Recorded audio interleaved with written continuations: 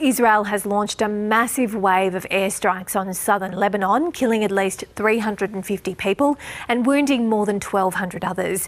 It's the deadliest day of the Israel-Hezbollah conflict since 2006, with Lebanon's health ministry reporting that two dozen of those killed were children. World leaders are urging Israel to show restraint as the conflict edges ever closer to all-out war. Let's go live to our Middle East correspondent Alison Horn in Jerusalem. Ali, good morning. What's the situation in Lebanon and Israel right now?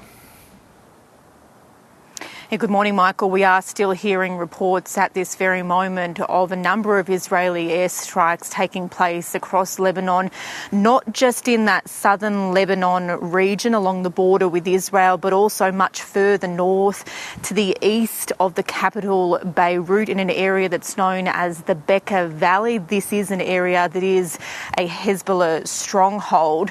We don't know exactly how many Israeli airstrikes have been launched in the last 12 or so hours, apart from what witnesses are saying has felt like non-stop bombardment. Israel says that it has struck 1,300 Hezbollah targets in just the last few hours. So it is very clear that there have been hundreds of bombs that have been dropped into Lebanon.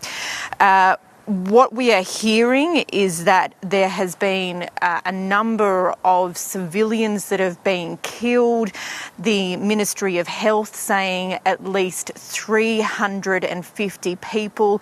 Israel saying that they believe a number of those who have been killed are Hezbollah militants, although the Ministry of Health is saying that among the civilians they can definitively say that at least 24 children and 42 women have been killed.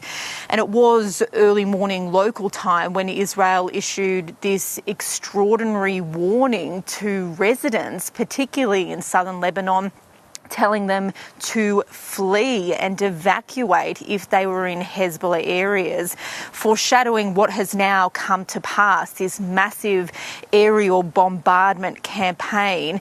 And both Israel and Hezbollah are signalling that there will be further escalation over the coming days. In Israel, Hezbollah has tried to launch some sort of a retaliation, more than 100 rockets that have been launched very deep into Israeli territory.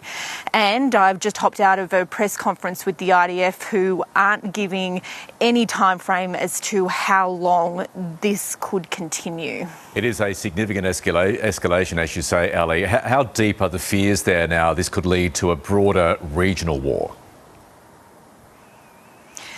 Well, it's incredibly real, incredibly concerning and incredibly significant.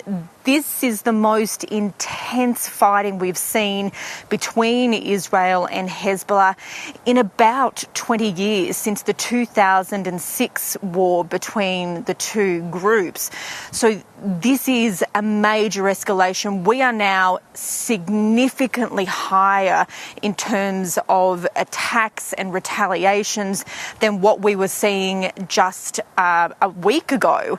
And this is now the most intensive warfare that we've seen between these two groups in the last 12 months. What has been 12 months of relatively contained cross-border fire has now broadened out into this much wider military escalation.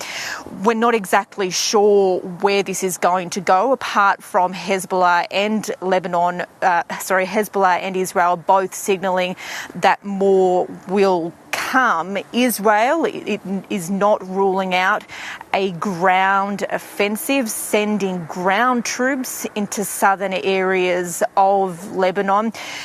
If that does happen, that would surely risk a much wider regional escalation that could threaten to bring in Hezbollah allies, very powerful Hezbollah allies like Iran.